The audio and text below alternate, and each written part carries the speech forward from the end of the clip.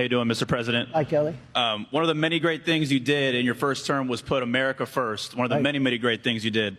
That isn't the case in the last few years, which is evident with the unnecessary billions of dollars in foreign aid we have given specifically to Ukraine. So what is going to be the solution to fix all of that spending? Thank you very much, Kelly. Appreciate it. I like that question. I like this guy. I can tell. But he's a man of common sense. I'm a man of common sense. You know, they say you're conservative, you're liberal, you're this, you're that. No, we're people of common sense. We need borders.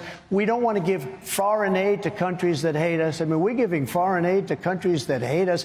If you look at the numbers in terms of the billions and even trillions of dollars that we give to foreign aid, and yet we don't protect our own border. We don't protect our own military. We have the greatest, you know, I knocked out ISIS. Everyone said it would take 4 years. It took me 3 months to knock out, totally decimate ISIS. We took out Soleimani. We took out al-Baghdadi. We did a job like nobody's ever done. So you wouldn't be in favor of giving $60 billion more for Ukraine? Because they said without that money, Ukraine will definitely lose the war, which would then empower Vladimir Putin and endanger our allies. And I guess the thing that bothers me most, it would have never happened if I were president. Well, it did happen, so what are you going to do about it? But it would have never happened. Putin would have never done it for two reasons. Number one, I said, don't do it. He would never have done it. And the other reason was oil prices were low. At $40 a barrel, it doesn't work. What would you At $100 a barrel, he made a fortune during this war. So what I would do is, first thing I get on the phone is with the European nations who are in for 25% of what we're in. We're in for over $200 billion. They're in for $35 billion. We've spent about $100 billion so far, but it will be $160. It's a difference of $150 billion. They've got to start paying up. You know, it affects them much more than it affects us. We have an ocean in between us. They don't have that ocean in between. They have to start paying up. And you know why they haven't paid? Because nobody asked him. Biden doesn't call. Does Biden lie awake at night, sleeping, cursing? He turns for another reason, not for the reason we're talking about. Sweating, saying, we got to get more. We've got to get them to pay up because there's $150 billion difference. I feel very bad. Remember this. You're really up against a war machine in Russia. Russia, what they do? They defeated Hitler. They defeated Napoleon. You know, they're a war machine. They're a much bigger country. Orban, who I think is a fantastic guy. A lot of people don't like him because he's a little bit on the tough side. He is the prime minister of Hungary. And he said, and he came out very strongly, they asked him, what's going on? The whole world is collapsing. He said, if the United States elects Donald Trump, it'll all end. Everybody was afraid of Donald Trump. It'll all end. And I believe that's true. Nancy, your good friend, your very good friend, Nancy Pelosi, was on MSNBC earlier today with your other good friends, accusing you of something which took my breath away. Watch. What does he have on Donald Trump that he have to constantly be catering to Putin, telling Putin, go into these countries, NATO countries? I think it's probably financial. Your response. She said you're going to abandon NATO and Putin has something on you. So I know the real Nancy Pelosi. She's highly overrated. Let me just tell you about Nancy. I went in. It's all sound bites. You know, with them, it's all misinformation. Everything is dis and mis. A little difference. Dis and misinformation. I went in, got in, and I stopped Nord Stream 2. Most people don't know what that's the Russian pipeline. The most important economic deal, plus, I call it economic plus, much more than economic, ever. I stopped it. I told Germany, you're not having it. I told all of Europe, you're not having it. Anybody that wants to have it, they're not dealing with you. I ended it. That's the biggest deal ever in the history of Russia. They are going to supply Europe with oil and gas. I ended it. Biden comes in, and he vetoed what I had done. It was done. Nord Stream 2 was done, and he approved it. But he ended the Keystone Pipeline, which is our pipeline, which should have been approved. Yep. When people say that about Russia, and Putin would even say to me, he said, you treat us very bad. I had sanctions on Russia that nobody's ever put there before. In fact, Biden took them off. It's just misinformation. Anybody that walked in and ended, and remember this, Putin took land from every president of our last 5, except for one, me. And now he's going for the big one. He's going for all of Ukraine. No. He's going for all of Ukraine. Not just a little piece. Now, he's going for all, and that's under Biden. People around the world are expressing outrage over the death of Alexei Navalny, of course, in a horrific Russian prison. You posted on Truth Social about it. You said that his death made you more aware of the political circumstances here at home. It's happening here. Specifically your rivals. I want to give you the chance to expand on that, because obviously your opponents have used that to say, again, pro-Putin, don't care about human rights or freedom, the freedom movement.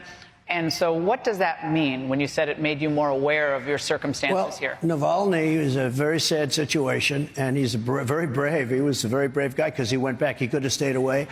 And frankly, probably would have been a lot better off staying away and talking from outside of the country as opposed to having to go back in, because people thought that could happen, and it did happen. And it's a horrible thing. But it's happening in our country, too. We are turning into a communist country in many ways. And if you look at it, I'm the leading candidate. I got indicted. I never heard of being indicted before. I got indicted 4 times. I have 8 or 9 trials, all because of the fact that and you know this, all because of the fact that I'm in politics. They indicted me on things that are so ridiculous. Fanny in Atlanta.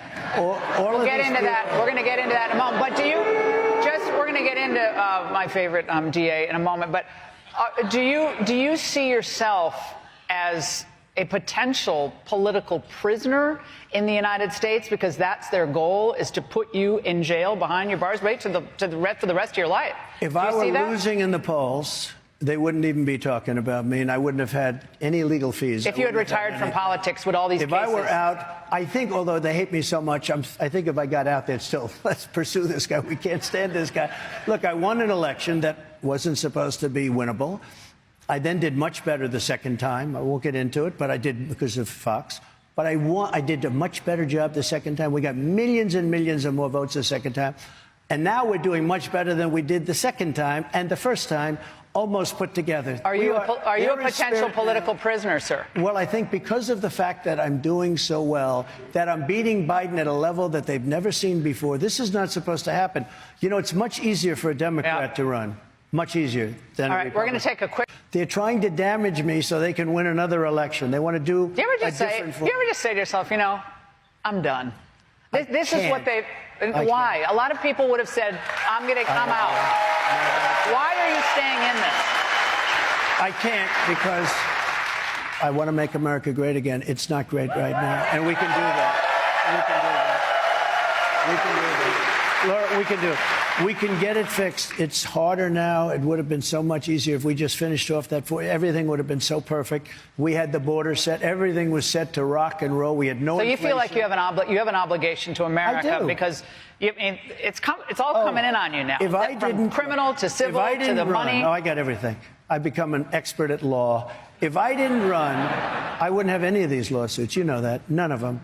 They would have gone on to the next. And look, Nikki has no chance. But if she ever did, they would go after her the same way. These are vicious people. These are vicious, sick people. They're sick. And this judge is sick. He got overturned on this case so far, overturned by the appellate division 4 times already on this case. Do you expect the Supreme Court's going to overturn this? You're going to have to preserve your federal claim here below. Correct. So you're going to have to say we have a constitutional claim here against this excessive fine. And so there are constitutional hurdles you're going to have to cross. Are you going to expect the Supreme Court would interfere in a state court decision? I've never seen such support on a decision before. Truckers, everybody, they're saying we're not going to deal in New York. People are leaving New York. I've never seen support like this. I think there's a lot of pressure on the court system of New York to do what's right. You borrow a small amount of money by comparison. You pay it back. The bank is in love with you. And by the way, this is a time, and a lot of the audience says, no, banks are doing very badly with commercial loans. They're not getting their money back. They're in default, everything. This was a perfect loan. I did a favor to this bank.